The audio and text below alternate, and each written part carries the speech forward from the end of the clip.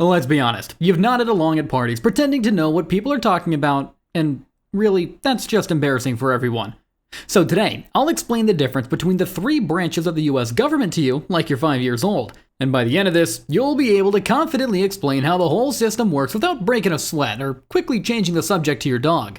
Okay, so the whole reason the United States has these three branches of government is because the people who started the country were very, very nervous.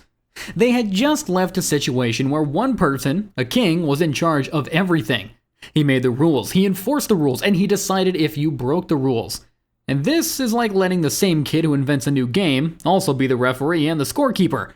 I mean, do you really think that kid is ever gonna lose? Of course not.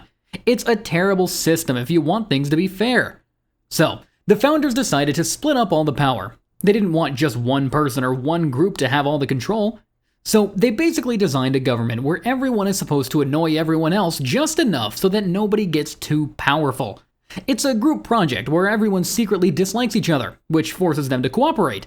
And this whole idea of splitting up the power is called separation of powers. It's a fancy term for not putting all your eggs in one basket, especially if that basket is a power-hungry politician. Now, the three branches are the legislative, the executive, and the judicial. Those are big, boring words, so let's just call them what they are. The rule makers, the rule enforcers, and the rule judges. It's that simple. One group makes the rules, one group carries out the rules, and one group settles arguments about the rules. Let's break them down one by one, so you can finally stop faking it. First, we have the legislative branch.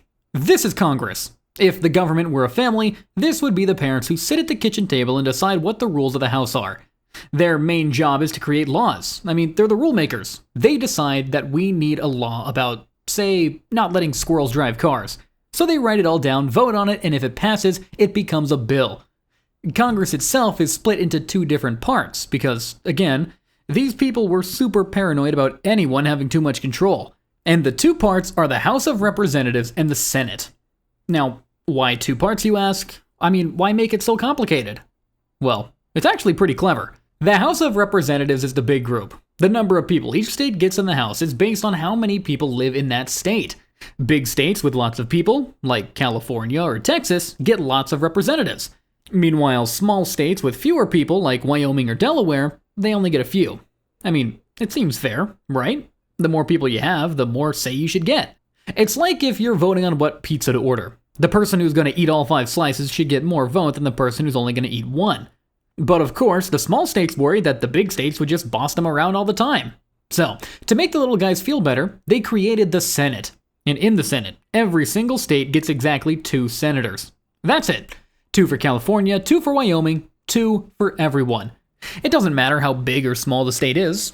And this is the great equalizer. This is like saying that even though your big brother gets more say on the pizza toppings, everyone in the family gets an equal vote on which movie we watch tonight. So he can't just pick his favorite action movie every single time.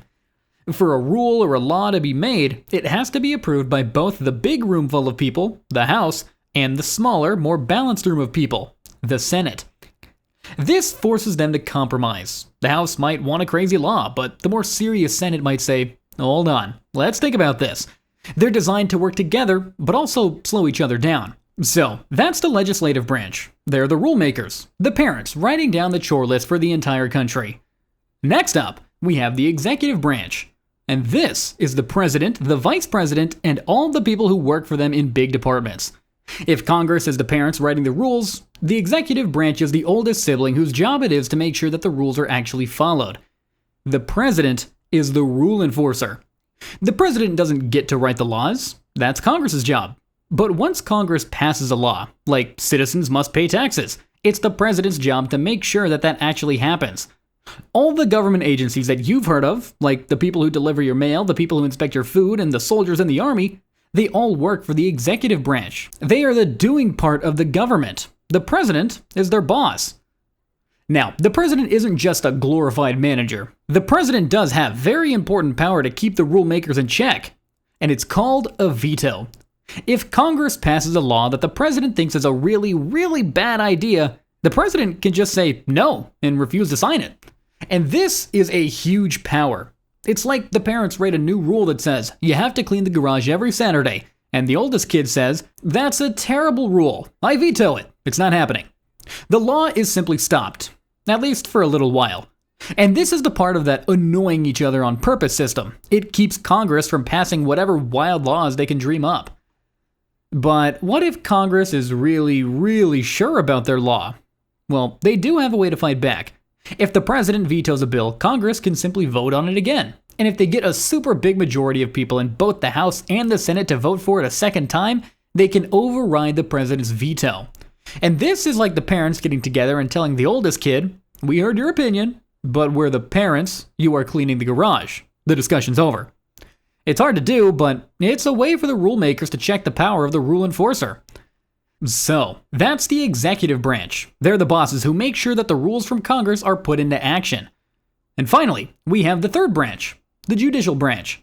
Now, this is the Supreme Court and all the lower courts in the country. These are the rule judges. Their job is maybe the most straightforward. They don't make the rules, they don't enforce the rules, they just settle arguments about what the rules mean and whether they're fair. If the government were a family, this branch would be the wise old grandma who everyone agrees to listen to when there's a fight.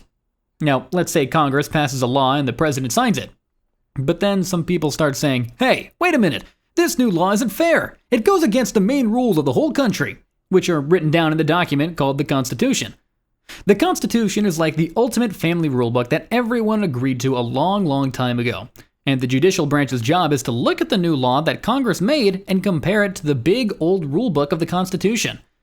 If the judges decide that the new law violates the rules in the Constitution, they can strike it down.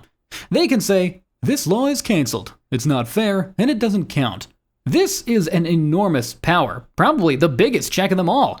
It's like grandma looking at the new chore list and saying, "This rule about cleaning the garage goes against our family's founding principle of no chores on weekends. I declare this rule invalid."